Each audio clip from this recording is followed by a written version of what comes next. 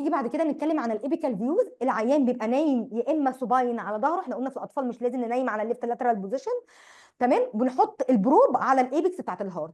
الايبكس بتاع الهارد في الاطفال عندنا من الفورس للفيفث انتركوستال سبيس، عكسهم في الكبار بقى احنا بيبقوا نازلين تحت من ال6 لل7 تقريبا، تمام. لازم نبقى متاكدين ان كل فيو هنقف عليه ان الماركر او الدوت هتبقى باصه ناحيه الليفت شولدر، تمام. في الايبيكال فيوز بنبقى محتاجين نجيب حاجتين مهمين: ايبيكال 4 شامبر فيو وايبيكال 5 شامبر فيو.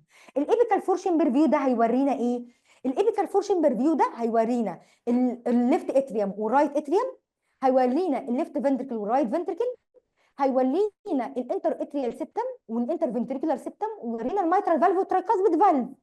ايه بقى اللي بيميز لنا الابيكال 5 شامبر فيو عن الفور؟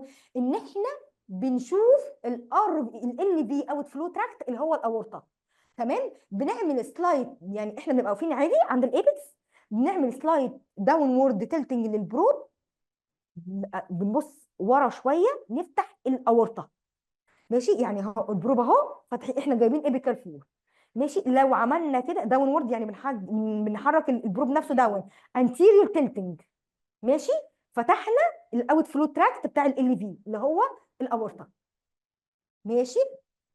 بيورينا ده ايه؟ بيورينا ال في او تي، بيورينا الاورتيك فالف، وبيورينا اول جزء من الاسندنج اورطه بيسموه البروكسيمال اورطه، تمام. ماشي، نيجي نشوف بقى صور على الكلام ده.